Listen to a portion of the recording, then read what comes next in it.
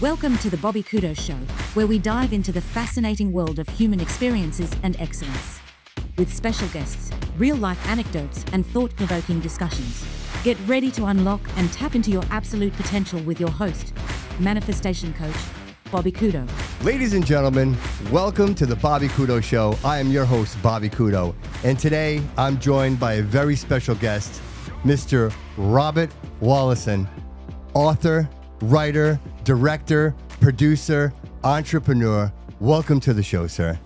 Thank you, but that's kind of too much stuff, I had to write it down. I had to write it down because I said to myself, there's no way I'm going to remember all this. And I got to check myself out, Bobby. Definitely. I'm working too hard if I'm this doing is all definitely of that. working too hard. From a guy that owned jewelry stores, moving companies, and just about a little bit of everything, brother. What a journey. I will tell you this, Bobby, I knew nothing about you, sir. And then Marco, it's like, hey, I got somebody that I think you should talk to. So, of course, I do the research. I go look and see. What an amazing journey, sir. What an absolutely amazing journey. And I am so glad you're here to tell us the story. Well, I appreciate that. I thank you. And I thank Marco. Marco's an Shut amazing up. person. Social table events. And I'm so glad I met him recently. And he's been an advantage for me. Absolutely. He looks for ways to help people. And he gets the job done. Absolutely. Yeah. So I love him. Yeah. Well, and honestly, like, not to cut you off, Marco, but it just, if you're building a brand and you have a brand, it would obviously, I mean, this is amazing what you've put together so far, Bobby, but you have a brand, you want the people around you representing you to support your brand, right? Like, cause you're at a level and that's what Marco brings. Marco is that level. Like he's like you said, he's going to boost you. Yeah, but Marco's on his way to that level, to that brand. He's doing a great job. Absolutely. You'll see in a very short time, Marco is going to be top dog in everything he does. Yeah, and he surrounds himself with some pretty good people too, man. He does. Appreciate you, brother. I've said before in the past, the future is looking very, very good at now, and definitely looking much, much better now. Yeah. Well, you and I have some work to do. Oh, I know, Yeah. and I can't wait to get started. Yeah. We're going absolutely. for it. So, hey, the 70s come and go, the 80s come and go. Here we are, 2026. Over millions, I'm not going to say a million, I'm going to say millions of views and listens on your podcast. Like you've traveled, you've toured, you've spoke to live audiences. Did you ever see all this coming? From a 3-year-old kid who burnt down his house, did you see all this coming? Did you see it all coming here? Well, in the beginning, when I was a young boy, I would never let anything defeat me. I would never throw my guard down. I would fight, and I would fight anybody physically. And that led me to an attitude where nothing's going to stop you. I truly believed, even as a young boy, that nothing was going to stop me. And of course, the police stopped me. I had a career with But you had to police run. officers. You were, 16 years old by the time they caught up with you? Well, no, I was 12 when they put me in the boys' training school. Yeah. And then from 12 to 15, I kept escaping from the boys' training school. Mm-hmm. So they came to get me, the sheriffs, right at the training school when they caught me. Well, but this is after you escaped, though, right? That last time when you... For the 10th For the time. Right. You know? And it was also when the medium security men's reformatory had the YCC unit in it. Mm-hmm. And that was everybody from any age up to 18. You couldn't be in there if you were 18. Yeah. So that's what that was all about. They came to get me. They brought me to the ACI. 15, right? 15, and they put me in segregation because I was only 15. You can't go in population in the adult correctional institution if you're older than 16. Right. So they held me there. While I was in there, I met so many people. I met what they called the Dirty Dozen. Now, there was a movie years ago, The Dirty Dozen. It was an Army batch of Marines. Yep. No, this was badass dudes, the baddest dudes in the prison. were locked up, and there was 12 of them. And I got to know them very well. We got out of our cell 1 hour a day with the jogging suit. I mean, the jumpsuit. Yeah. There was no jogging. Right. But I became friendly with them. And then one thing led to another. I put myself in the place of one of the wise guys, and they accepted me like never before. Yeah, but was that an accident? Was that an accident? Were you meaning to protect him? No, I right? didn't know. It was what kind of was like an going accident, on. right? It was I'm kind of protecting the guy I'm with, right. and I'm protecting this guy who he's with. Yeah. And I don't want to get into that deep, Sure. but because I loved both of them at the time. Sure. But once I got out of prison, I ended up on Federal Hill, and I'm probably 18, 19 years old, and I meet a couple of men, real men from the days of Louis the Fox, and I fell in love with them. They were everything to me. They backed me. They fed me. They were just tremendous. One of their gumadas, I went out with the daughter, and that's really how it consummated. Yeah, right. But loved them to death, and they were two men that were with Nicky. No, Nicky, he's the one you dug a pool for. Nicky, I dug a pond, a koi pond. And when that was done, he came out and looked at it and said, you know what? If I'm going to dig a hole in my backyard, we might as well put people in it. Yeah. I said, ooh, I didn't know how to take that. But then he said, can you dig a pool? And I said, sure. You have a backhoe? He said, no. I want you to do it by hand. I don't want anybody to know what's going on here.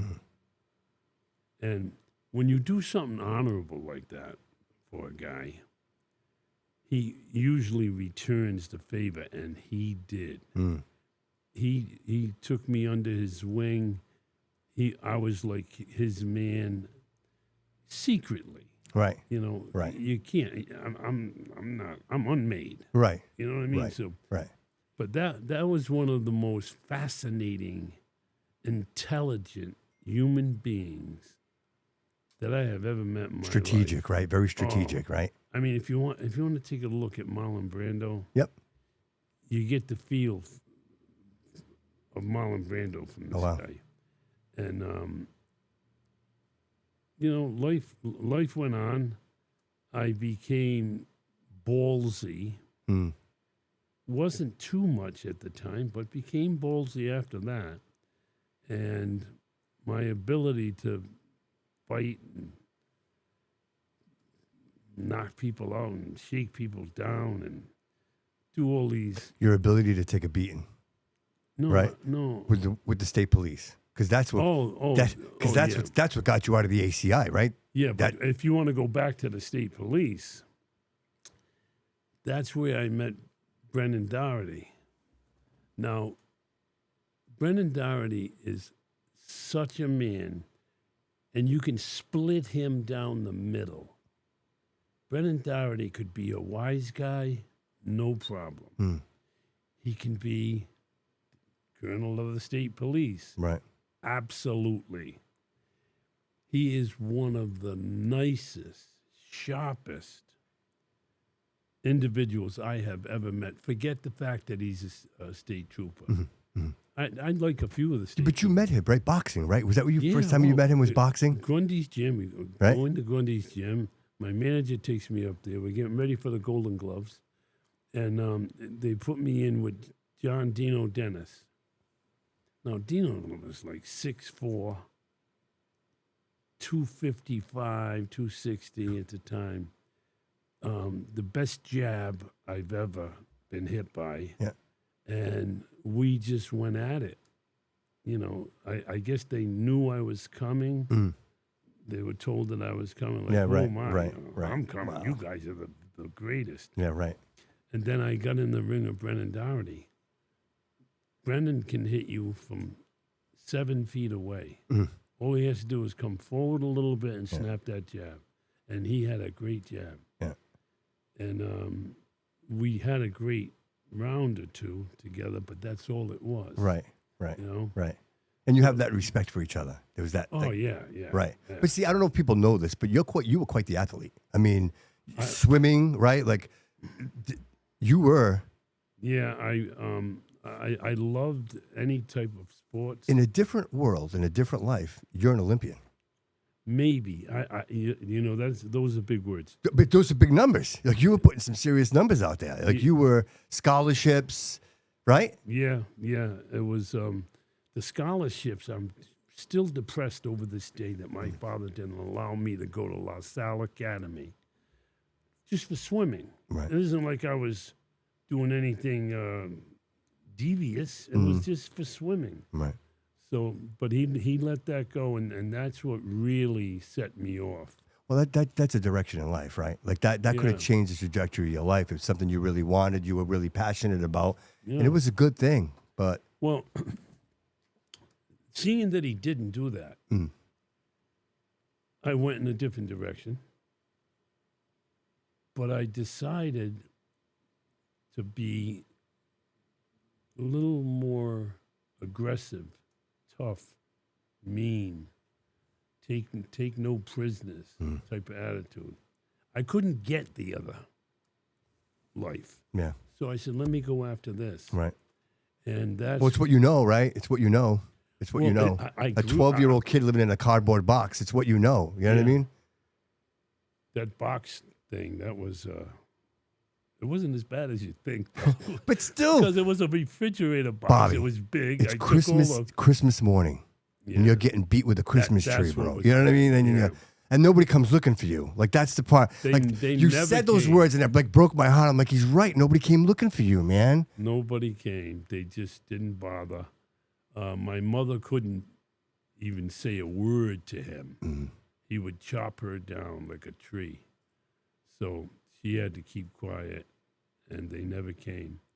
But it's all good. All of this nonsense that Yes. I had to put up with, Absolutely. it ended up being good because I became a CEO of 3 companies.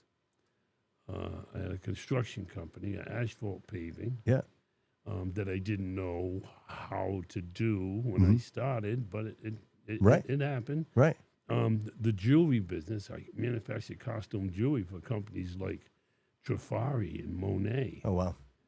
So doing that with those people and that kind of work with the construction, and, it led me to do right. But you've always had that instinct, though. You've always had that fire inside of you to not stop. Like your whole story, Bobby, you haven't stopped. It's been one thing after another. You're constantly in this pursuit of success. And you know, this show, it's the fundamental purpose of the show is the struggle to success.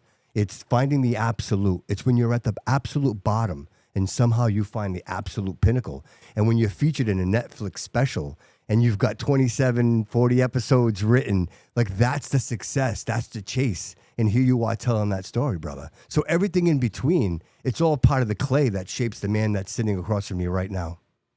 Spot on, Bobby, spot on. But Unmade was just something I had to do. So many things had happened in my life. And writing it Unmade showed the people I'm not that bad guy that you all thought I was. So that was great. And then getting on with Amazon Prime Video, which it's on now, Yeah. Unmade, which Yeah. is cool. Yeah. It's cool.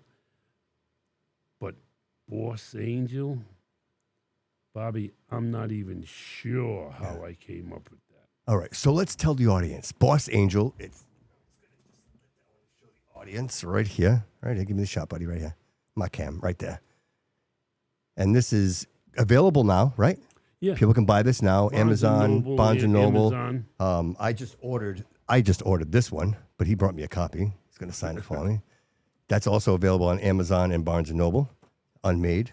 Tell us a little bit, how do you come up with this? So from what I read, I did obviously the research on Boss Angel. I see the character. I see the similarities between you and this character. I see that this is an opportunity for Bobby to live after he's lived. The legacy, the story. Well, what I was going to do with Boss Angel was pick up at the graveyard when I brought the book back to Nicky that he gave me of Shakespeare. Everything you need to know in life. And then I thought, I'm not sure I want to do this. Let me write it. I'll write it, and I'll have Joe Achilles play the Boss Angel. He's perfect for it. He was wonderful in Unmade, really wonderful. I was so impressed with him. Yeah. But I just came up with an idea where the words "what if," what if? What if Martin Luther King didn't get hit with the bullet in the neck and the jaw, and it was 6 inches to the left? What if Whitney Houston didn't drown in the tub from drugs, as they say? What if Humphrey Bogart didn't smoke 7 packs of cigarettes a day? Maybe Lennon doesn't get shot. Lennon doesn't get shot. Right. Huntley, the guy that's... Dylan, still alive, right? Yeah. I mean, even Malcolm X. Yeah. Say all the Brotherhood doesn't shoot him. Say they shoot him and they miss him. There's different scenarios. Sure. So when you take all of these things, like Marvin Gaye with his father killing him, and you take Al Capone, Al died terrible death. But let's say he didn't have syphilis. I mean, what if is the whole key behind Boss Angel.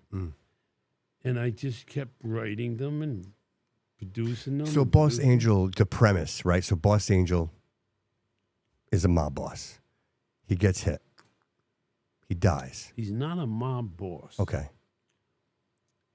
He's like a capo. Okay. All right. Right? He's like a capo. Okay. And not a harsh capo. A nice, good, respectful, honorable capo with plenty of redemption in his soul. So that's what Joey plays. Joey plays it naturally.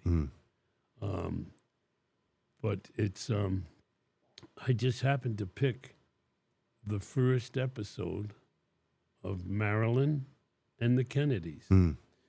Because I myself, I don't despise Robert Kennedy. I friggin' hate him for what he did to her. JFK tells him, take care of her. She's made 47 calls to the office. She's talking to everybody, blabbing away. Go get rid of her. Take care of her. Instead of going to get rid of her, Robert gets seduced by her. And he starts seeing her. And Jack's saying, what are you doing? You got to do something here. She's going to pull a trigger. And in the Boss Angel, Marilyn, and the Kennedys, you're going to see my opinion. Marilyn, when she was found, she didn't have a scratch, a dot on her body. Right. The barbiturates were not enough to kill a mouse. So you'll see when you watch Marilyn and the Kennedys. So when can we see this? Saturday. Okay. This coming Saturday. Day after tomorrow. Wow, today's Thursday. I know, right? Already. Yeah. God. So this will be March 7th. March 7th Yep. at 7 o'clock it'll air, but, there's drinks and munchies and stuff like that. Yeah. at 6 o'clock. So Okay. the doors open at 6. Yep. And it's just And this is it's and fabulous. I watched it tonight. Me and my cinematographer and my partner. Bishop McVinney Auditorium, Yes. 43 Dave Gavitt Way in Providence, Rhode Island. Right. The Bobby If you- Crudup Show is giving away 2 tickets to that. Well, if you take Westminster Street all the way towards downtown, Yeah. go over 95. You're still in Westminster. You go over 95. Right you there. crash right into it. It's All right. right. There. Awesome. Can't miss it. Awesome. And that's a But- social table event, right, Marco? Voting it with Bobby here, yeah. Yeah, excellent. Correct, yeah. Excellent. So you'll be there. Yeah, I'll be there probably most of the day. Yeah, Excellent. I'm gonna be there with Bobby, so we'll be there most of the day. We'll have fun. So, so the nice thing is, I spoke with executives who contacted me from Netflix. One was also the person who signed the forward. When you read Unmade, Yeah. his name is Zach Stewart Pontier. Closest friend. Remember when his children were born during Crime Town Live? See, nobody saw Crime Town Live. They saw Crime Town, the podcast, Yep. guys talking and stuff. Right. Crime Town Live was all the theaters in Brooklyn, New York, Boston, Providence, Columbus. Can you tell us a little bit about that? How cool was that, man? That all these people were showing up to hear your story. First of all, I couldn't even believe it. Right? The It's first- amazing. The first show Yeah. was in Brooklyn. And when I walked in to the place, I mean, people really didn't know exactly who I was. Yeah. And I'm looking around saying, are they here for us? Yeah. But Dan Barry from the New York Times was emceeing. Hmm. And he said, I have this one, I have that one. Okay, come on out, so-and-so, the ghost, Barbara, the Dr. Broad, come out. And then he saved me for last. And I was listening to the applause, and I was saying, wow, all these people here for Crime Town? I didn't know what it consisted of. I thought it was just a bunch of guys get together, we talk, and we have a Bobby, podcast. huge, man. 177 million hits. Huge. Unbelievable. Huge. That's amazing. Amazing. That's what got me aloft. I just started right from that. Yeah.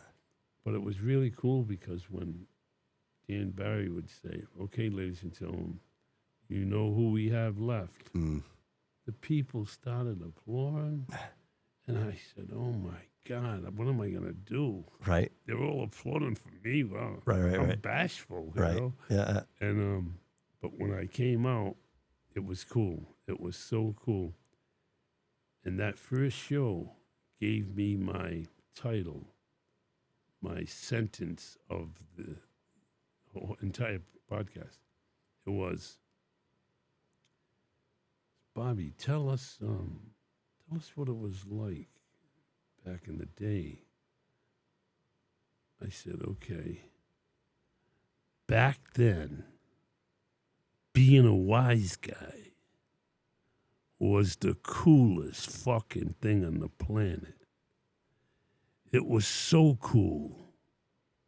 Even the movie stars wanted to be with us.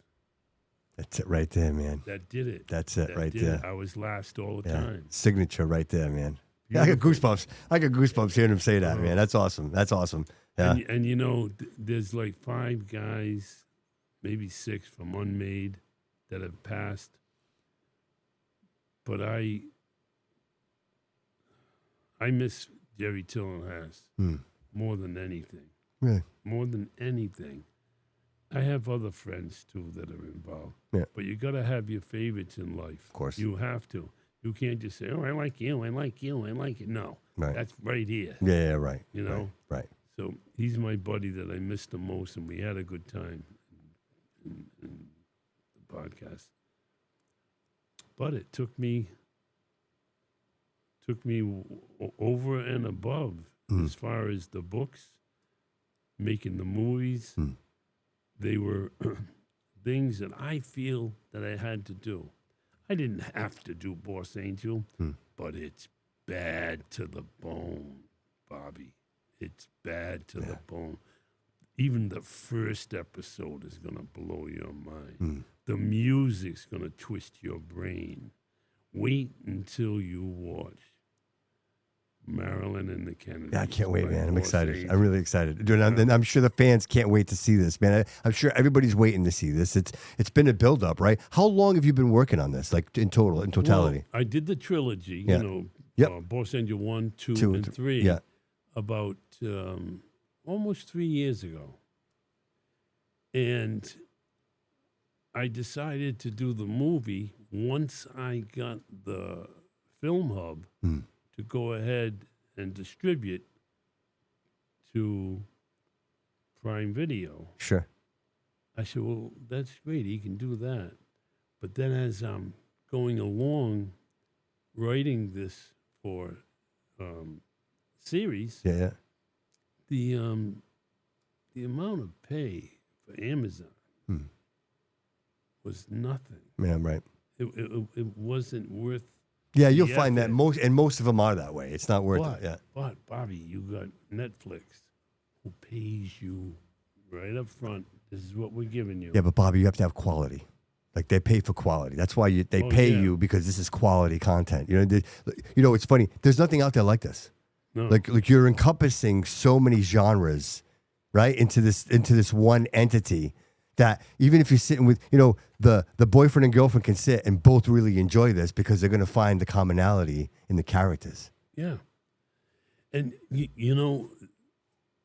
Zach Stewart Pontier saw it on Facebook, what I was doing. Because I put stuff out there. Yeah. I don't care. I put whatever I'm doing, I put it out there. And he texted me and said, we would like to come and sit with you over Boss Angel. I said, well, where would you like me to go? He goes, no, we'll come there. You tell me. So my friend Chris Frattini, he owns Maria Cucina. And I go there a lot. I love the place. I love the food. I love him. And I love the girls. I love the waitress. I love them all. I love this guy. Yeah. I just love them all. Yeah. And so he set us up at a big table. I mean, it was set for 8, I think.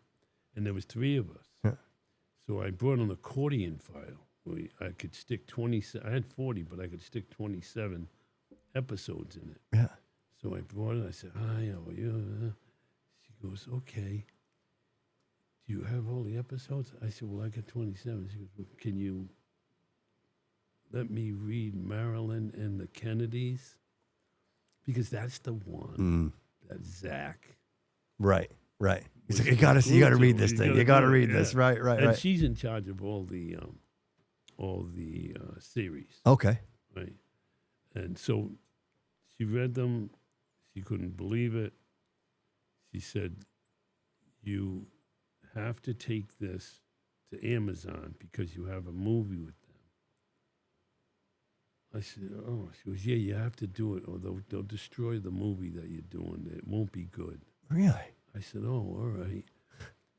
I didn't do it. I started getting ready to film. So she calls me.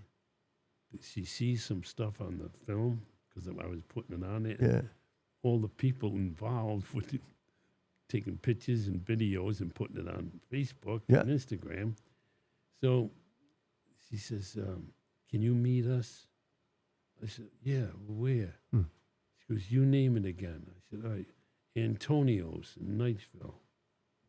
And Zach knew where it was. So she comes there, sits down, she goes, we don't want you to take it to Amazon. I said, oh, okay. Okay. People like that sit in front of you. You're going to listen. Yeah, of course. Right. I said, Right. okay, Yeah. I won't take it to Amazon. Right. I never really wanted to Right. begin with. You're a writer. What do we know? Right. Right. know what I mean? Right. So what a relationship we gathered. It was really fantastic. The actual day that $54.7 billion deal for Warner Brothers and HBO. I was there with them in New York. No shit. Yeah, they No called me shit. to come up. Yeah. Oh, wow. It was Wow. so cool. Yeah. We ate, we talked. They threw some numbers that made my head spin. They said, yeah, well, most people get this, but you're probably going to get that. Wow. Yeah, so it was strong. Wow. And I think it's such a good relationship that after we show this, it's really for the people. It's for interest and stuff. Yeah. They're also getting it tomorrow. Netflix is like the McDonald's of content. You know what I mean? Like, Yeah. if you're going to do business with anybody, that's where you want to be. You know what I mean? Well, here's the thing, though. We did the after a bit of shooting, we did the trailer, but first we did the teaser, and then they went crazy. They loved it like you wouldn't believe. Now they're waiting to see the episode, and I think we're going to be ready to roll. That's awesome, man. Congratulations. That's amazing. you. That's Thank amazing. It's just to be here, right, at this point, because these things always take a monumental amount of time. And when you're creating this stuff, you're like, I don't want to wait. I don't want to wait. I don't want to wait. But then all of a sudden, you're in New York. You're sitting around all these people, and they're like, hey, this is the win right here. Like, here we are. We already created a teaser. We already got the pilot. And now on Saturday, you're going to sit around all your friends and family, and you're going to watch this creation, man. It's going to come to life. It's incredible. Yes. It's incredible. You know, I was a little concerned as we put everything together, as we shot everything. I said, I'm not sure we got the material to make this story that I'm trying to make. But, you know, funds is everything. Right. Right. But, man, I sat with Brandon Maxim, my partner and cinematographer, number one in the world. And we sat at the auditorium, just him and I in the whole auditorium watching it. And we couldn't believe it. No kidding, right? We couldn't believe it. Here it is, like, right? What you dreamed, you're actually watching it. Yeah. That's it. And, you know, the key here is to go on to the next episode and the next episode. Right. I have Jim Morrison coming up with special guests because you have to be dead to be in Boss Gotcha. Angel. So the Doors. The Doors, Yeah. Jim Morrison. Yeah. But there was a favor done for Mick Jagger. What's the guitarist, the famous crazy guitarist? What's his name? He fell out of a coconut tree Yeah. from the Rolling Stones. No, the Rolling Stones. I can't believe this. Oh my God! Keith Richards. Keith Richards. Keith Richards. Yeah. Thank you, Marco. Thank you. So in the story, Boss Angel calls him up. Yeah. Says, listen, I'm here in Paris at the penthouse of Jim Morrison. He's not answering the door, but he's there. I was told he was there by the doorman, and you got to help me. You're his friend. I helped you. So he says, you did. I'll be there. He gets on his jet and flies. It wasn't that far. Flies, gets there. It's Mick Jagger and Jim Morrison most of the way. Yeah. And then at the end, Mick Jagger cons him, because he hasn't played in 2.5 years, to come to the Wimbledon arena, because they're playing. Yeah. And he cons him to get on the stage and just do one song. So it's really cool. At the end, Pam was his girlfriend, Jim Morrison. So that's a reunion. Yeah. So music's a really big part of this. I mean, obviously, Music your life, pretty much, right? 70s and the 80s. That was. Would you say that those were the best music ever created? Bobby, you hit that right on the head. Right. 70s and 80s. It was just unbelievable. Al Green, Barry White. Yep. Oh my God, the list goes. But Bobby Womack. I know it's all black music, but that I can't help it. But that's what I like. That was the creation of it all, right? That's Yeah. even Elvis. Where did Elvis come from? You know what I mean? Oh yeah, like he came that's from the South. you know, so it all comes from somewhere, man. So it all makes sense. I got Elvis in there too, you know. That's awesome. Elvis is at the very, very end. Marilyn comes back. Unbelievable. See, that's just the coolest thing about the story is that these characters never fade away. They can always come back. Like you can continue to make these episodes and like this can go on, you know, and people are hungry right now. You know, I got to tell you something that's going to blow your mind. All right. I'm listening, bro. I'm listening. Okay, so I have 42 episodes. I got to write 3 more to make 45. Yeah. So Push that mic a little closer to you, Bobby. Just a little bit more. Yeah. So that Netflix with 45. Yeah. They want 9 episodes a year. Okay. Times 5 is 45. It's 5 years with the Boss Makes Angel sense. and all that. Yeah. Boss Angel can continue, and I'm gearing up for it. Let me say one word because I can't give this away. All right. Sports. Ah, see, that's great. That's great. You you go from Bobby. That's after like I'm like, wow, you could do anything you want with this. You can go anywhere with this. You know what I mean? Well, it's a genre that's going to follow everybody. Yeah, absolutely. And but you bring it in with music because you everybody don't loves know music. what Caitlin said to me? She said, she goes, you have a special genre. You have 4 different categories in one story, which has never been told before. She goes, but there's something else that you have. I said, what's that? She says, you're going to rescue Hollywood. Wow. I said, wow. Wow. She goes, they're all going to pick up on No pressure, everybody. Bobby. No pressure, buddy. No. So, right? I guess I took that as a compliment, but very, very full of pressure. Oh, absolutely. Right. My Of course. God, Right. like, Yeah. Right. Right. You know, Yeah. I got a lot to stand up to. Absolutely. But I mean, you got most of the work at this point. You have these at least 5 years, you know. Well, I believe I have to write. I can do it in 2 books. The second chapter of Boss Angel. Nice. This chapter is great, but I think the next one could be just as neat. Absolutely. Would you consider, like, as you move forward, bringing in more writers, more ideas, or you're like, this is it. This is Bobby. That never works. That never works. I have no experience writing. That's why I'm asking.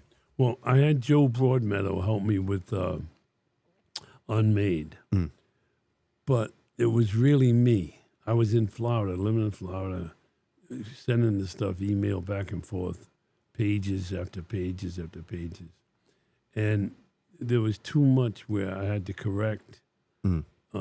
Maybe because it was something that was a true story. Yeah. Maybe that's the reason. Gotcha.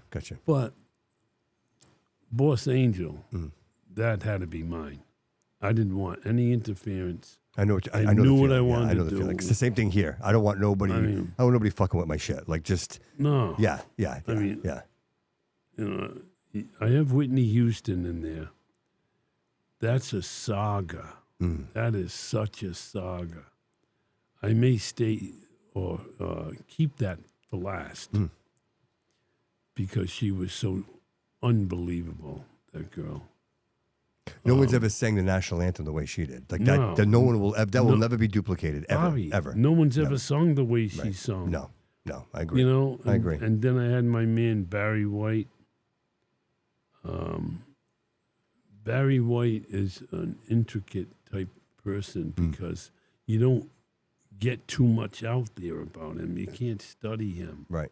But I loved his music so much that it doesn't matter. Right. I'll get what I can get and fill the rest with music. Yeah. Yeah. And then we got Sam Cooke. Sam Cooke is incredible. What a story on him. Yeah. No one knows, But I think that I kept away from the Kennedys individually because of my love for Marilyn. I love Marilyn. Mm. I'm sorry. Yeah. I'm sorry. I love Marilyn. She was a sweetheart. She was kind of tortured, and I think what I'm doing here with her is great. Mm. It's great for her. It's great for the people to know. May not be too swift Right. for the Kennedys, Mm. but that's life. I Right. tell it like it is. Oh, absolutely. And then when we get to a certain point, the boss angel takes over. The boss angel has to take over at a certain point. He's going Absolutely. to straighten things out. Absolutely. And, somebody like Marilyn who, that she was taken advantage of, like she was a prop. It wasn't just the Kennedys. There was a lot of people that took advantage of that woman. Well, you got Sinatra, you got Sam Giancana. Right. It was like the baton, passing the baton along. By the way, you're going to see Sam Giancana in the film No kidding. Saturday. Yeah, Sam's a bad man. That's awesome. He's a bad man, and guess what? John F. Kennedy did not win the presidency. Mm. Sam Giancana did. Oh, wow. But Sam got backstabbed by Robert instantly. Hmm. The deal with the father, you'll see in the movie. Okay. You'll see in the movie. There was a deal that was violated. And it's all true. Everyone knows it. Yeah. And, Sinatra, he took it on the chin. Frank took it on the chin. Mm. He was a good man. He enjoyed the company of Marilyn, but he also distributed Marilyn, which was not a good thing. And it was a different time. Things were much different then than they are now, right? Oh, I mean, I believe they are, Yeah. But it's a shame what happened to her, and I just feel really proud that I'm putting out the first episode of Boss Angel. It's amazing. With Marilyn and the Kennedys. Yep. So if I'm home and I go to Netflix, when will it be available for me to watch it? From your lips to God's ears, I have no idea. That's what we got to. That's what we got to figure out. we So got to get that done. You'll see it. Yeah. You'll see it anyway. yeah, I can't wait. Can't wait. You'll see Unmade right now when you go on Yeah, I see Prime. it. Yes, it's there. It'll kind of be the same situation, Mm. but I can't say. They may want to theater it first. If it goes to theaters, then it's a different story. But if it doesn't, we go to episodes, Yeah. and we do 9 a year. After 5 years. Can I ask you a question? Yeah. Unmade. Was it Nikki or was it the bullet? What freed you? When I got shot, let's jump right to the case. When I got shot, Nikki died a year, less than a year later. Lou Gehrig's disease, right? Yeah. And when he died, I swear, I felt like I died. Wow. Because I knew in my mind, I'm not made. My strength and my love was with him. So I knew it was coming. Because I was a pretty hefty puncher. Mm. So when I would do that type of deal, it would be serious. Mm. And I couldn't be touched because Nikki loved me. Sure. But he told you that. He told you that. He didn't really have to. He didn't really have to. He said, well, this one's asking, who are you? Why are you with me? You know.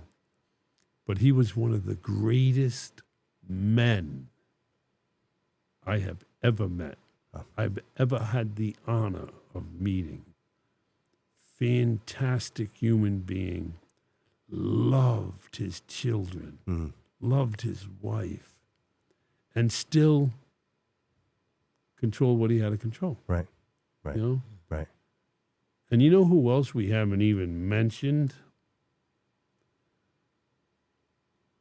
Bobo Marapisi. Well, I wasn't sure where you wanted to go, and Let me tell you, I love Bobo. Yeah, I love. yeah. I don't because care. look, I mean, I know even the whole situation with Bobo and Billy and all of that, and the fact that you stood up for him, and there's so much to that story, and I will say and it was very. You know what? I could tell who the kind of person you were. Like going through the whole story, I'm like, I see this guy. Like you're a good person. You're a good guy. Thank you. But you fight that demon, right? That demon lives inside you. You fight that demon. But hearing you being in that courtroom and saying, "Hey, listen, it wasn't Bobo. That's the man that took out your son." Right. I mean, what as a parent to know that there's some peace, bringing some peace to that man. You know what I mean?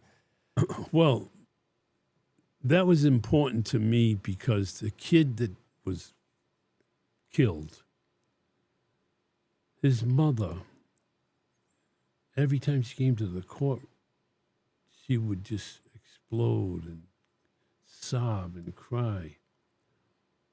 And when it came my turn to get up there after these, you can't even call them stool pigeons. What do you call them? Rats. They were rats. But real quick, but at this time, Billy was already an informant, right? Billy, he'd already testified and everything. Yeah, so this is the person, right? So the audience has an idea who this is. Let me tell you, Bobby, I got him sweet. Yeah. They put him up and let him do his speech. And then we're going to call Bobby Walason, please come to the stand. Yep. And I tore it up. Richard Egbert stood looking at me on the stand and said, okay, so you told us your story. Why are you testifying? Tell us, why are you testifying? And I moved away from him so I could get in view of the mother. And I pointed my finger at her. I said, because I want that woman to know who really killed your son. She started bawling. Wow. And then when she left that courtroom, she grabbed either Mark Patankin, one of the reporters. She said, I want him charged. I want that witness charged, Billy Furley. He's the one who did it. And they better charge. And they never did. Of course not. Because he was a protected witness. Right. What a deal, though, right? What a deal. Do you think he played that out? Do you think he actually thought that, or was it just shit luck? Because think about it, right? The guy commits murder and then becomes an informant and gets away with all of it. All right, you ready for this? Yes. He gets charged with attempted arson. He gets 4 months in New Hampshire. I have to drive him out there with a friend of mine. We get there, he starts crying, he hugs me. He's got 4 months on an attempted arson. Yeah. So I leave him there, and I go, I said, Jesus, I'm worried about this kid. He's weak. I get back 4 months later. Actually, it was like 3 months later. He didn't even do the 4 months. He comes into my gold store on Ralph Street. He says, how you doing? How are you? He's got a down jacket at the beginning of October. And he's trying to tell me things. I said, come over here. I got to polish these rings. Come over here. Boom, I turn on the blower. Shh. I hit the wheel. Psst. Now you can't hear him. Of course, you think he's wired. I know he's wired, and he was wired. Right. So I said, well, what's the matter? He goes, look, I just want you to know everything's going to be all right. You got nothing to worry about. I said, I'm not worried about anything anyway. What are you worried about? Yeah. Wow. He said, well, I'm just letting you know. I just want you to know. I said, yeah, okay. So right there, you know. No, do you know what I did? He goes out to the car. He leaves. I lock up, shut lights, everything. I get in my car. I drive to New York from Ralph Street. Yeah. I get out there. Back then, if you had a driver's license out of state, they got to let you in. I get there, and the YCC, the NYCC. Yeah. You know, it's right in the middle of Manhattan. It's where Epstein hung himself. Oh, yeah. So I was in there. I go in there and I see Bobo. He comes out. I said, listen, there's something fucking wrong here. This kid's going to rap. I'm telling you right now. Bobo reaches over the table, grabs me by the shirt, pulls me in, close to his face, like right close to his face. Yeah. He says, don't you fucking ever accuse him again. Wow. Do you know what I said? I said, well, I think I should get rid of him. He says, he pushes me back in the chair. You ever fucking talk like that again, I'll kill you. Wow. Now, this is my man. Bobo's my man. Wow. But he... Just so people know, you're hanging out with Bobo like 14 hours a day, 6 days a week. Like you guys are... Sometimes like 7. 7, right? Whatever. I right. didn't really have a life. That's how It was close you me guys and are. him. And Yeah. he's sticking up for Billy, not realizing that Billy just... He stuck up for Billy. Don't talk like that. Yeah. Don't you dare. And a few weeks later, charges come down. Bobby Walason, Bobo Maripisi charged with murder. It was fucking, it was ridiculous. Right. We right. didn't murder anybody. Right. Me and Bobo didn't murder anybody. Right. I wasn't the murdering type anyway. Mm. I'll beat you the fuck up. I'll break your jaw in 2 places. But I won't murder Right. you. Right. That's crucial. Yeah, right. But he found out just a couple of weeks after that Billy had turned and he's ratting on me and him. Did he tell you were right? Did he ever admit that you were right? Never.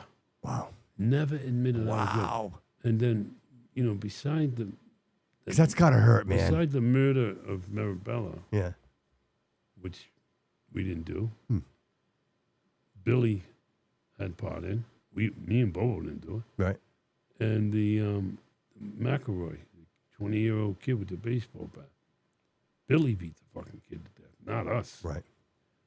So we really didn't do anything, and poor Bobo did all that time for a fucking recliner. A recliner, a lazy boy. That's right. That's right, because he said 15 years for a recliner. The fuck I get for a couch? That's He would have got hilarious. 30 years, 30 for, a years couch. for a couch. Man, that's crazy. Wow. I loved him with all my heart. No shit. I knew him probably better than just about anybody on Federal Hill. Yeah. Wow. There was a lot of people that were jealous of Bobo. Bobby, the chances that you would even have a journey like this and be involved with these people and just, you know what I mean? Like dropped where you were dropped, you know what I mean? And you're a survivor, brother. And you know what I mean? Like you navigated through all this. Boy, a lot of people didn't make it, right? No, there was right? a lot left behind. But I got to tell you something. It doesn't matter who you end up with, who you're associated with. It matters about who you are as a person, who you want to be. Do you want to find redemption in your life? Because if you choose not to, you have problems. Mm. And it was finding that redemption that brought me to sanity. And when Bobo was gone and when Nicky was gone, the rest of the guys were all gone, it was time for me to leave. Mm. Exit, Heavens to Purgatory, stage left. You know what I mean? Yeah. And then you're here, right? And then all roads lead here. And this is where we are. And you're touching so many people with your story, with your journey. And, the one thing I wanted to, I hope you don't mind. I was kind of like on the fence of whether or not, but I feel like you and I are friends. Like I see it in your eyes. Oh, yeah. And I wanted to ask you, it just seems, a lot of the things that I've read about you and the research, you never mention your mom, and I only say this because I was 12 years old when my dad took off, right? So you and I were the same age when You were 12? I was 12 when I lost my dad, right? And not because he died, because that would have been the lucky thing. He's just an alcoholic loser who abused us and decided to leave, which was actually a heaven sent. But nonetheless, I didn't have a father figure, much like you. So I had to find that leadership and direction. And my mom provided a lot of that to me. And I say to myself, gee, I wonder if Bobby's life would have been different. But I never hear you talk about your mom. So My mom is a touchy story, and she would always stay with my father even after he beat her, like pounded her back down into the ground. And I never forgave her for that. We should have left at 11, 12. We should have left then. But she kind of double-crossed me at the end of her life. She knew that I was a moneymaker, but at the time, maybe I wasn't doing that well. So she gave the inheritance to my brother, Charlie, to my daughter, Nicole. So she did some things at the end, but you can't blame anybody for anything. You are the captain of your ship, and whatever happens in your life is all on you. You're responsible. So I left it like that. You can't drag things around. You gotta find a solution to everything. And if you do, your life will be incredible. you're proof positive of that, sir. Here you are. Here you are, against all odds, man. And, you know, and just for the audience, you did have a chance to have that last moment with your dad, too. I know it wasn't, but you did have that last moment with him, right? I got to tell you something. It's hard to believe. It's hard to accept. 12 years old, Christmas tree down the stairs, bada boom, bada beep, all that stuff. I loved my father. Crazy, right? You know. Yeah, I know what you mean. I sat in the gazebo and back in Nicky's house in his yard. And I made the mistake of saying to him, yeah, my father, he was terrible. He was rotten. He fucking did this and that. He was no good. And Nicky said, listen to me.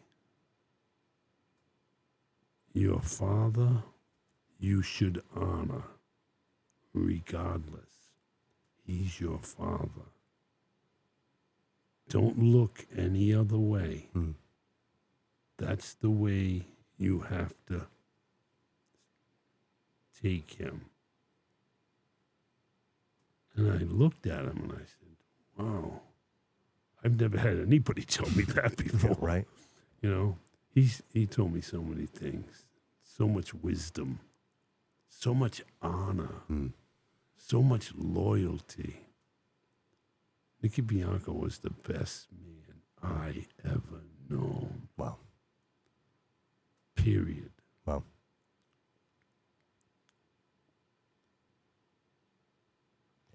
And so you're in a parking lot, right? You're getting out of your car and you run into your dad. Was it random? Was this a random meeting or? Actually, Bobby, I was in the driveway of their house and I was bringing stuff for them, helping them out.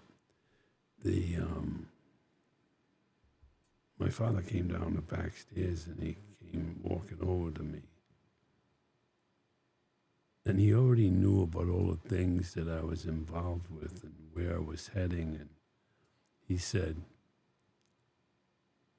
I want you to know that I love you and that I've always loved you. I couldn't make certain things happen, but I tried. And I said,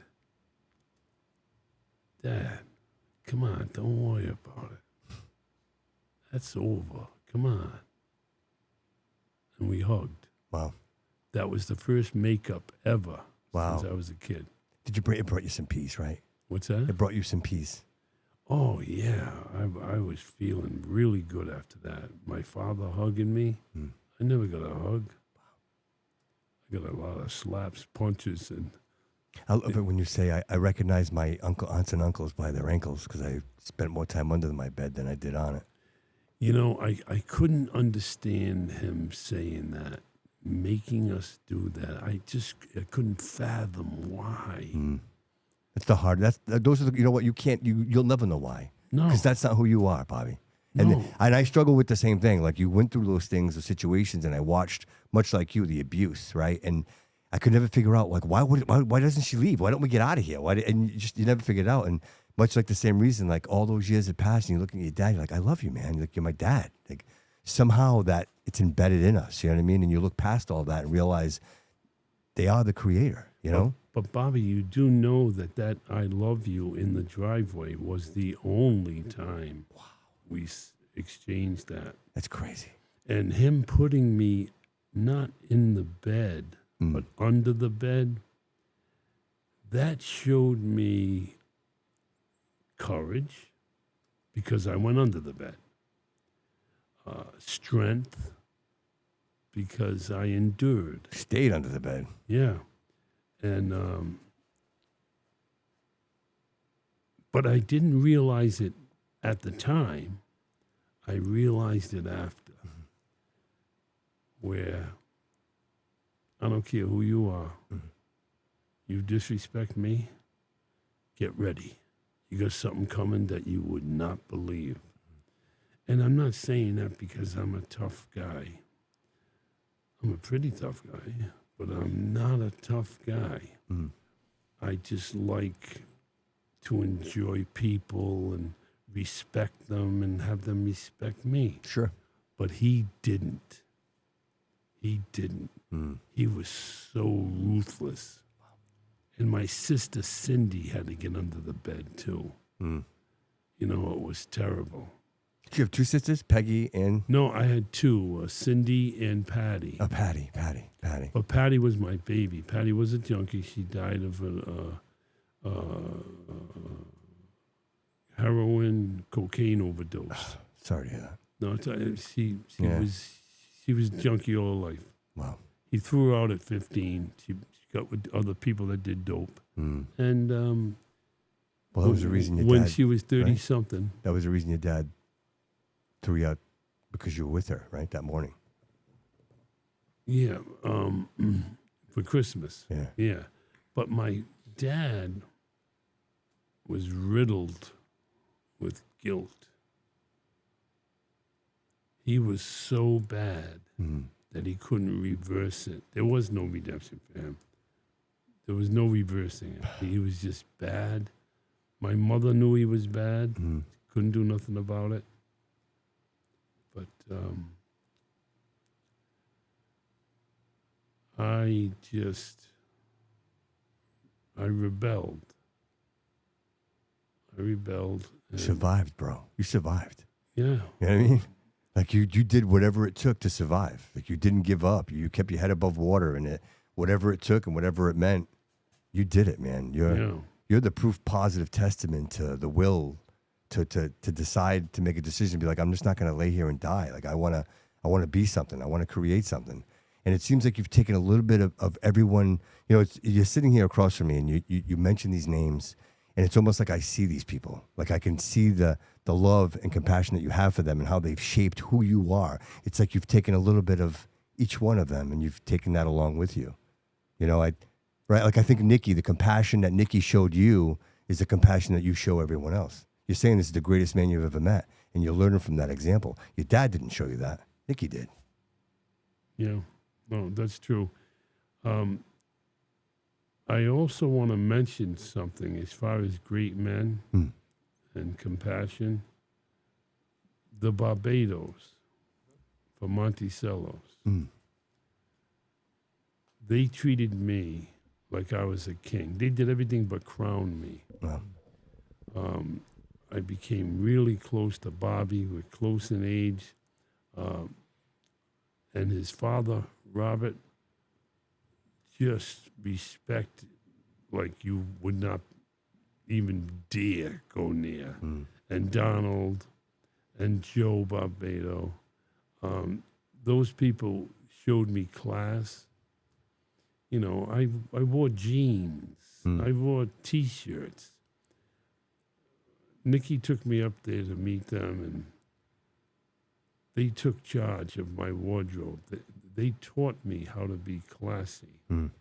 You know, ballet shoes, Bruno Mali, Gucci, Roberto Cavalli. Yeah. I mean, it went on. And I have to mention that part of my life because I love dressing now.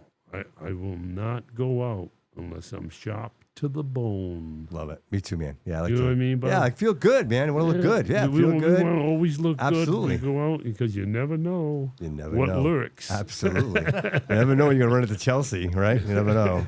Yeah. Oh, Chelsea. Is it Chelsea or Chelsea? What is it? Is it Kelsey.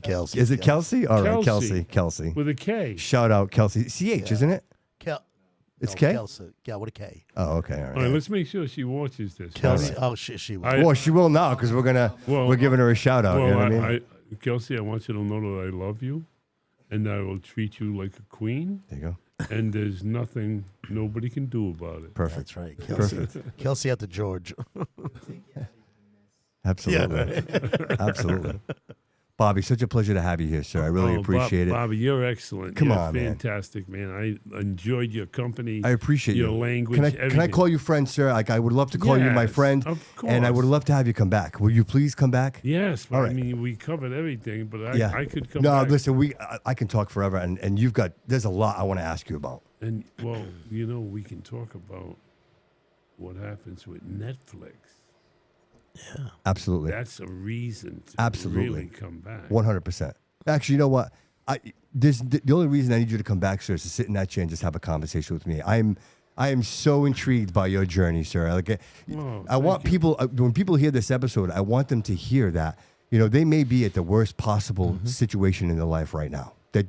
That this is where the growth happens. Most people don't want to be in the worst place. They don't want to feel shitty about themselves. They don't want to feel shitty about the situations. But the truth is, it's so necessary. It is the fertilizer that makes the flower grow. Yes. When you're hungry, you search for food. When you're cold, you search for warmth. This is when you need to struggle. Amen. And bro, you're proof positive of this, Bobby. Like all of your struggle, everything you've been through in life, the odds, my man, the odds that you are sitting in that chair right now is proof positive to the testament of the man that you are, sir. And it's a pleasure to have you here in my studio.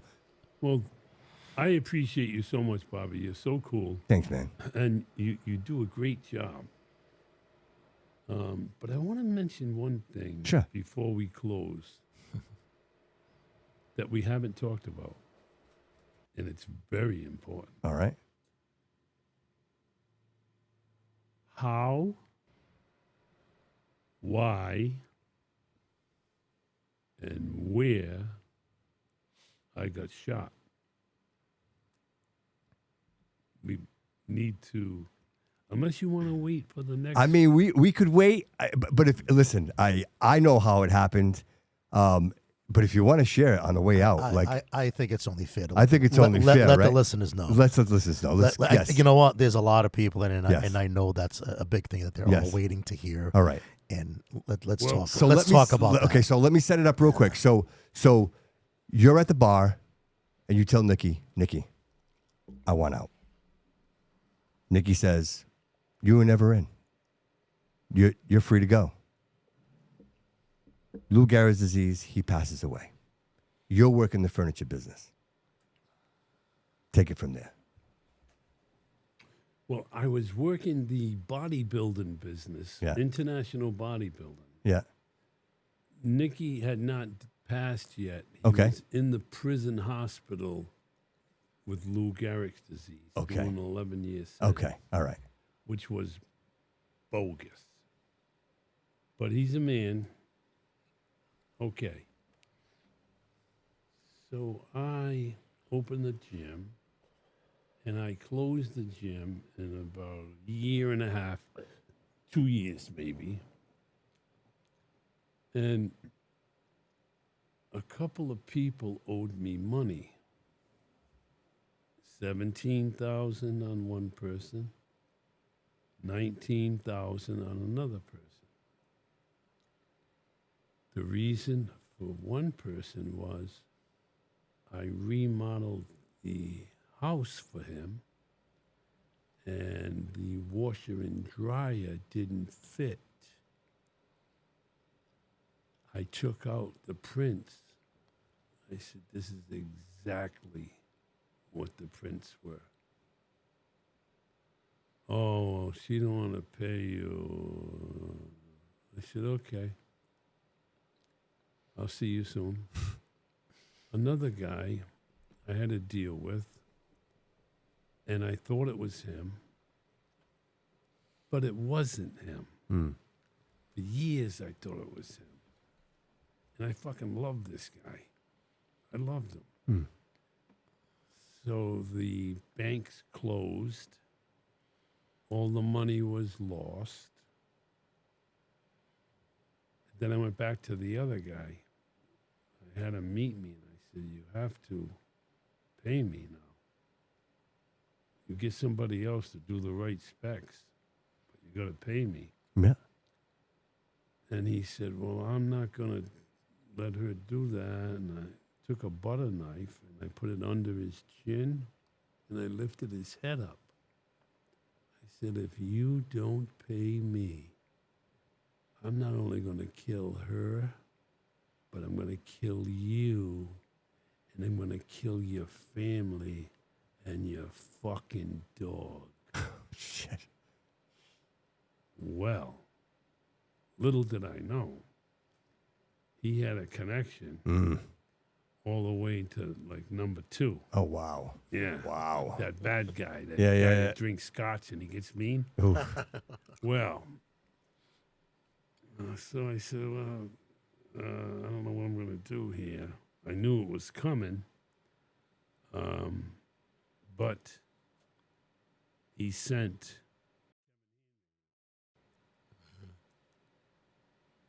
pretty bad dude. I think I could have beat him hand to hand. Yeah. But he was a bad dude. And he came to see me on Ralph Street in that gold store. And he said, you got to lay off this guy. He's with the other guy. You understand? I said, yeah, okay. Well, what are you going to do? At the end of the conversation, before there was friction building, I said, I'm going to be down at the Atlantic Mills. I'm going to bring Jim over there, and I'll be there. He said, yeah, I'll come and see you. Which was a little weird. Why the fuck you coming to see me? So he comes down. It's still daylight. It's about 4 o'clock. And he said, oh, this is a nice place. But he's not really looking at the place. He's looking at the wall at Borelli and Aleppo Street where you can't get out. It's so high in the corner of the Atlantic Mills. Looking over there, looking over here. So I said, all right, well, I guess I'll see you later. Yeah, take it easy. Then about 4 hours later, a guy pulls a 9mm on me. He's got 15 shots. I counted every one of them. I'd like to know what the count is, you know? And he starts shooting. I had a gallon of water over my head. No shirt on. And the first bullet hit the gallon of water and it exploded. And I ran towards the corner, but I couldn't get out. It's like 15, 18 feet high, somewhere around there. Yeah. But you know, like in the old schools, you had the dungeons in the old school with the bar. Yeah, I know exactly what you're Right? talking about. Yeah, that's right, So right, yeah. I ran that way, and I'm counting, and he went past 7 on the count. I said, oh, my God, and I'm zigzagging. They say never run straight. Yeah, it's Never zigzag. run straight because Yeah, they gotta exactly, go there. yes. I jump up on the first bar and push myself up against a brick wall and lunge myself back on top of him. I roll over, get up, and start running. He gets up and starts firing. Bam, bam, bam. He's up to like 14 in my head. Yeah. I get up to the Manton Avenue powerful lights they have when entering the Atlantic Mill, Yeah. and pow. My brother said he got down on one knee because he couldn't hit me. Right. He got down on one knee and got me in the kidney, through the colon, through the intestines, Damn. through the liver with one bullet. Wow. He came up to me because I'm done. I got no wind. When you get hit in the in the torso, you can't feel much and you can't breathe. All the wind is knocked out of you. So he walked over to me and he got the gun and put it on my head, on the side of my temple, and clicked. And I looked at him. 15 was in your kidney. 15 was in the kidney. Wow. He cocks the 9mm, puts it back on my head, on my forehead now. Click. No more bullet. Wow. But I looked bad, Bobby. I had a hole under my heart through the liver. Wow. Blood was coming down. The girls in the cars were screaming, and oh my God. It was a hell of a scene. But made it to the hospital, and I never, ever took revenge. Just didn't do it. I wanted out. This life isn't for me. I'm going to go. I'm going to do it. A whole So do you think that was your ticket out? That after experiencing that, they're like, because now you owe him one, right? Like that would technically, if you're keeping count. Yeah, but I was still loan sharking, bookmaking, extortion. Right. I was still doing that stuff. You were dabbling. Yeah.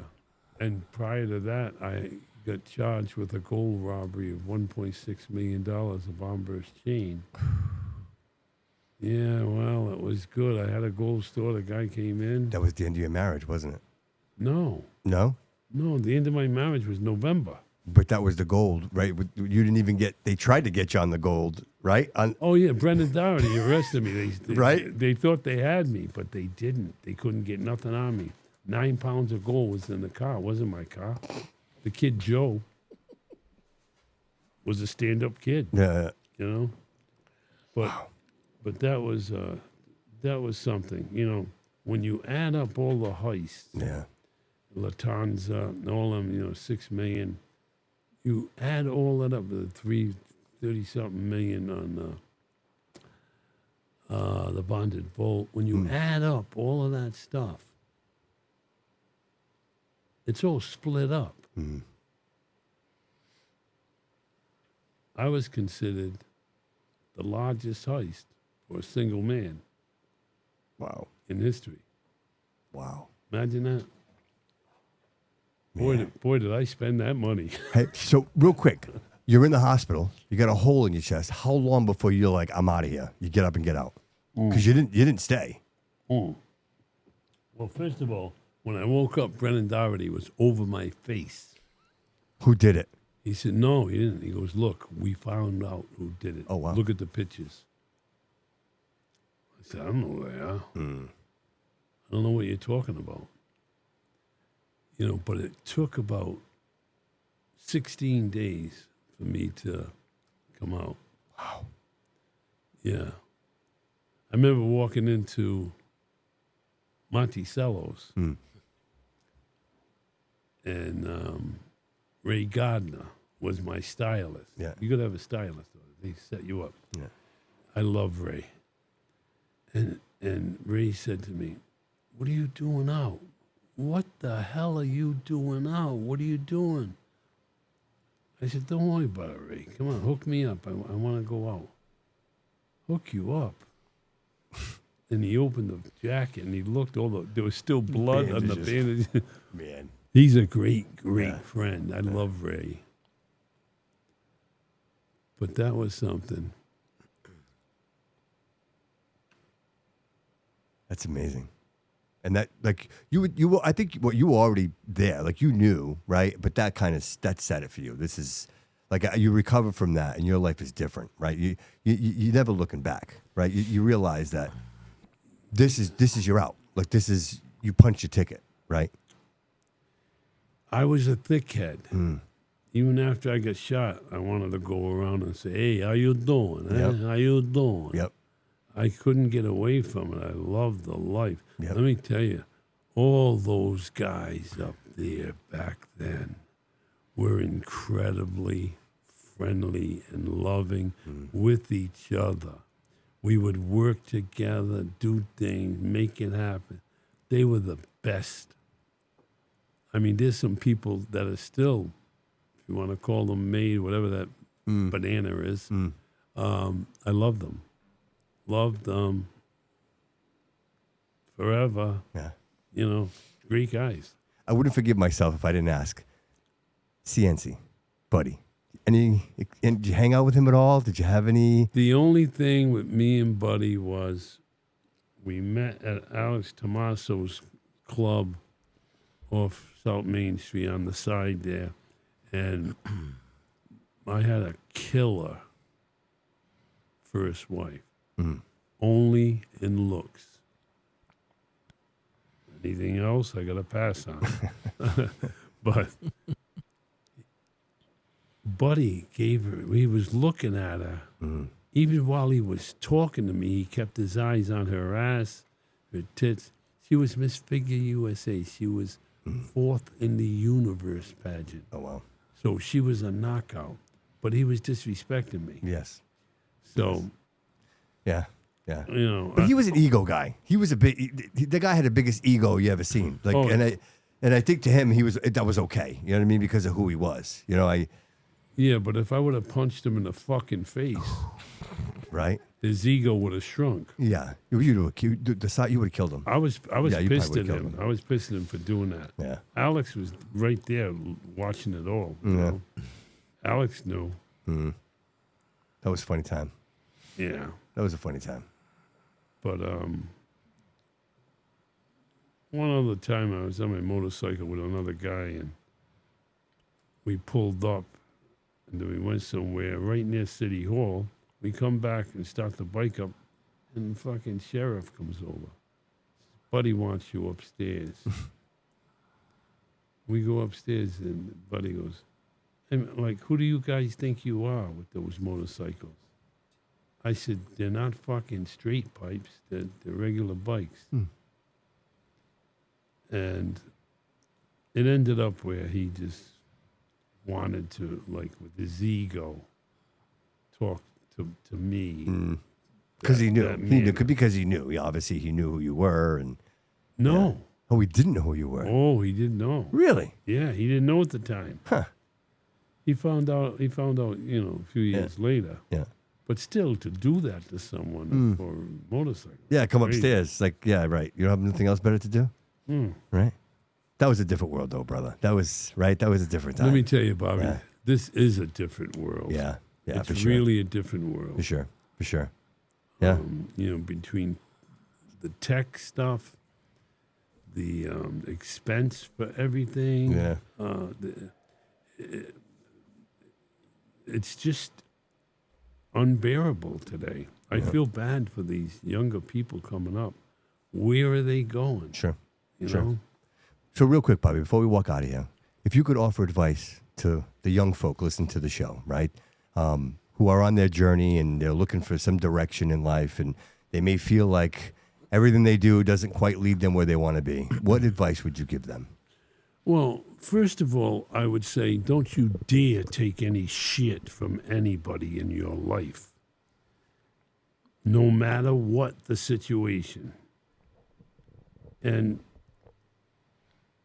also try to work things out as much as you possibly can, because it's not worth the headache. I just don't believe that you should let somebody disrespect you and treat you like a lowlife. And don't you ever let anybody come near, even close, to your baby girl. Your girl is your girl, and honor her. That's all we got. And if we don't, Yeah. that's a problem. Yeah. What are you standing up for, right? Yeah. Right. Yeah.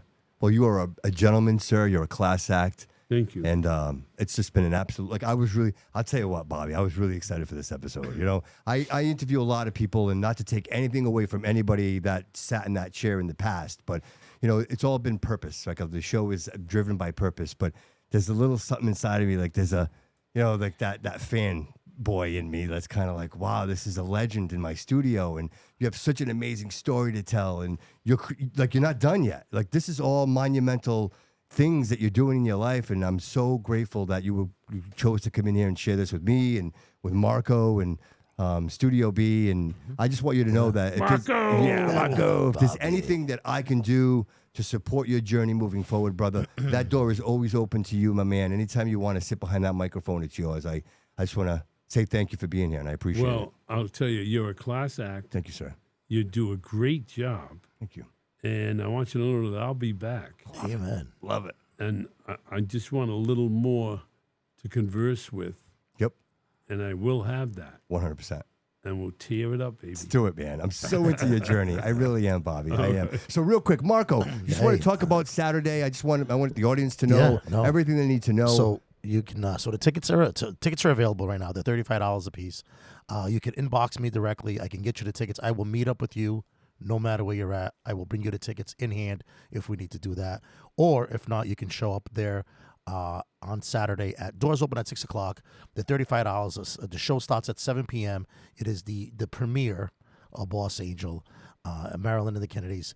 Come down. It's over at the Bishop McVinney Theater Auditorium in Providence. So I explain it this way. If you take the first exit when you merge from 195 onto 95, it's the first exit. Stay on Westminster right across. It's going to be right on your right-hand side. You can't miss the theater. It's that oval-looking, what everybody always wants to know what it is. Yeah. Well, that's the McVinney Auditorium. It's 43 Dave Gavitt that's Way. Correct. Yeah, it's right on the overpass for 95. Okay. So we're going to be there. We're going to be there all day long. But if anybody wants to come by during the day early to get some tickets, we have the tickets. Awesome. They're available. And like I said, you can inbox me at Social Table Events, Bobby Kudo. Yep. Whatever. Just get a hold of us. Yes. We will get you the tickets. They're $35 in advance. And just real quick, what are people expecting when they arrive? It's food, drink. There's Bob. You can get a little bit more on that, but there is some drinks, there is some food, actually there's beer and wine. Yeah, correct. Yeah, which is good. I mean, and then we have books from both Boss Angel and Unmade. Yeah, and we have a step and repeat that I just had made for Boss Angel. Oh. So anybody that wants to take pictures, that's awesome. There's no charge. Yes. Just come. Yeah. I'll take them with them. Other actors will take them with them. So, that's right. The whole cast will be there. The whole cast will be it's there. going to be awesome. Even Joey Achilles coming from awesome. Florida. Oh, wow. That's awesome. I didn't know that. Oh, that's awesome. That's going to be great. All right, awesome. It's going to be a beautiful episode. Yeah. See, it's an episode of Boss Angel. Yeah. Want to make that clear. Mm-hmm. You're going to spend an hour watching film. We have a beginning that's special that a lot of people will enjoy. Yeah, that I've heard about. Yeah.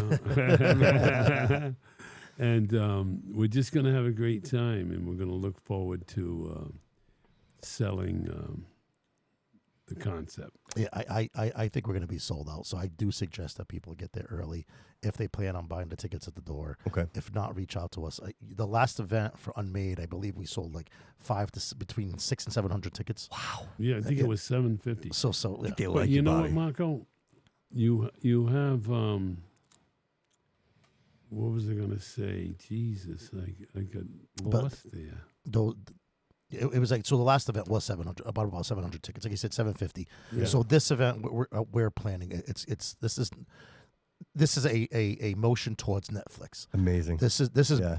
big, Yeah. really Right. big. Right. This is Well, Stranger huge, Things is man. done, so It's- everybody's just yeah. longing for their show. There's a big gap that's Correct, yeah. missing that we're gonna fill it with Boss Angel. And I'm That's- going to add all this too also. Yeah. So like I said, doors open at 6 o'clock. Yep. Buy the tickets now. They're $35 in advance. $35 at the door. The event starts at 7 o'clock. Following the event, immediately following Boss Angel after party. It's going to be taking place over at the George in downtown Providence. And I'm going to sing and dance. Listen, I think I think we're all going to be singing and dancing at that moment. for sure. I've heard people say that too much of anything is no good for you, baby. So, and this is free to the public, so everybody can come on down. The cast will also be there. Excellent. The George is beautiful. We got the restaurant on one side. They can call to make reservations if they want to grab some food, have a table on the side. Just call the George. Inbox us. We can get you the reservations directly sure. if you inbox me at Social Table. And like I said, that's the official after party will to be taking place there for Boss Angel. Awesome. So it's going to be a great Saturday. I also have something else to add at the end. Something else that's going on Saturday night. Sure.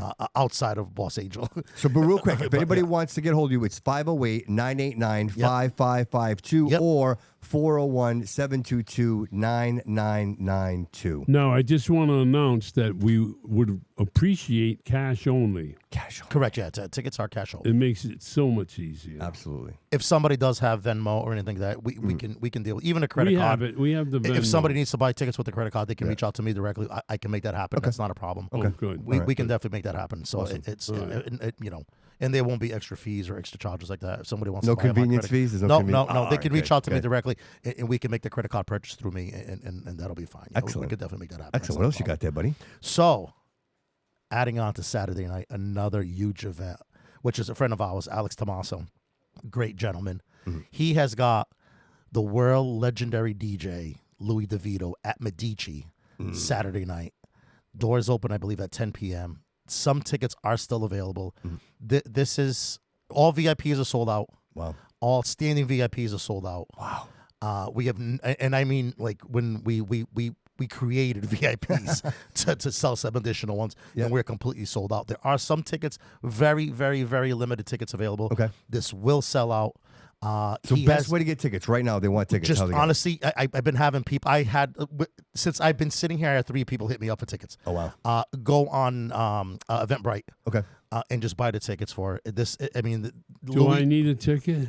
No, you're all set. Yeah, you're VIP. You're VIP. You know, Bobby, you know a guy. I like Medici. I like that place. Right? But It's great. It's going to be.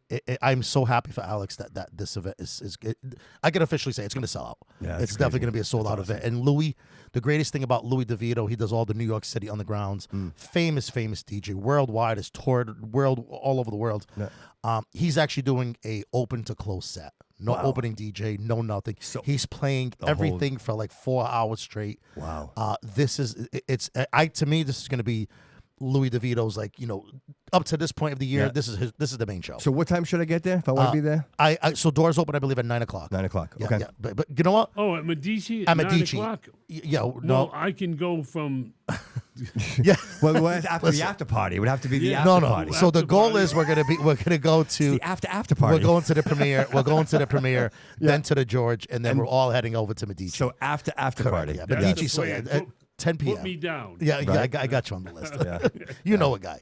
But Are you wearing a suit? Are you wearing a suit that night? No. No. I got something. Forget it. Get on that mic so we can hear you. I can't. Get on that. There you go. I can't wait to see what he wears. I have something that's mainly black, but sparkles like Marilyn. There you go. There it is. There it is. How about you, Marco? What are you wearing?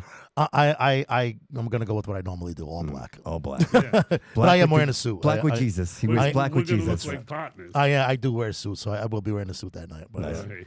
I haven't kinda chosen my shoes yet. I might wear some sneakers. I don't No, go black. Yeah, If but you're no, going to go black, go black. go all black. Go all That's what I figured. Yeah, that's what I Alright. figured. All black. I am. I'm black. Bobby just told me I gotta wear Even all my black. watch. I'm not wearing like a Rolex or anything. I'm wearing my black diamond watch. Bobby, you have a lot of Rolexes. I've noticed.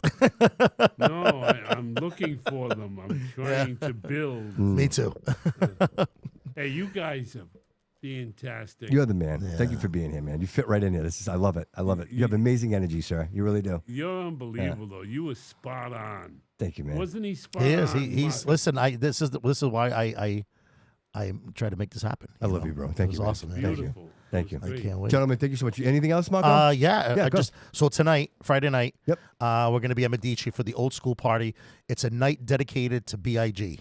All Biggie all right. music, All right. all that stuff. So that's tonight at Medici. Tonight? Friday night, tonight, Medici. Yeah. And of course, tomorrow night we're going to be over at Medici with Louis DeVito. The party earlier. Tonight. Well, no, today's Thursday. I'm sorry, But I'm you're right. sorry. But you're right. I'm If coming this, with you. when this Where- is where we released, going? you're right. When this is released, it'll Correct. be Friday. Yeah, that's what so you're good. Yes, on the release. He's talking the release. So I where got are you. going now? He's good at it. So right now, I'm actually going to the George to go see. All right, let's go. That's where we're He's going. ready to go. But yeah, no, it's all great. And of course, don't forget, I believe it's what we got our party down at the brew house. I was gonna say, and St. Patrick's Day. Well, so we're doing the 14th. We're not doing the St. Patty's Day. Okay. Yeah, so we're doing St. Patty's Day. It's I'm sorry, Saturday is. You got me all confused now with dates here. So we're gonna be Saturday the 14th at the at Brew House. At Brew House. Yeah, it's gonna be what's her name, Lindsay and Jake are gonna be performing. Oh, okay, great. So Yeah, it's they gonna were be- great. It's They gonna were be great. a great night. Yeah. Yeah. And we just recently announced our next comedy show. Okay. Yeah, so that's actually gonna be a really funny one, man. These two guys are all from Boston. They're bringing that whole Boston Irish flavor to the Love it. to the brew house that night. Excellent. And, we're doing that. I believe that's going to be May 2nd. Wow. Yeah, yeah, correct. May 2nd. Bobby, who works harder than this guy? There's nobody listen. working harder than this guy. Bobby, where you Right? going? Where you going? We're not done yet. Hold on. No, not yet. Hold on. We're still closing out. It's like I'm all set. Bobby's like, I don't care what he's got to say. Out of here. Screw this. Bobby's like, fuck you, Marco. Yeah, baby. Bobby, I love you. I love this guy. I love this guy. I love it. He's like, he's confusing me with all these dates, Fridays and Saturdays. What the fuck is he talking about? Thursday from next week. Guys, thank you so much for being But here. that's all we I got. appreciate it. Hi, we're Awesome. at Medici on Friday. We're going to the, I don't know, the Camille's on Saturday. And then we're going to jump back to Thursday. And who knows where we're going then. Marco, thank you so much for being there, brother. Absolutely, brother. David, thank you so much for being here. Jojo, I appreciate you. Bobby, thank you, brother. I appreciate it. I appreciate You're you. the best. You're the best. And I will see you This again, is right? the best one that I've ever been. Thank you, brother. This is amazing. Everybody, thank you so much for being here. We really appreciate it. Remember to like, follow, and subscribe to the show. And remember, always remember, everybody, that all roads lead here.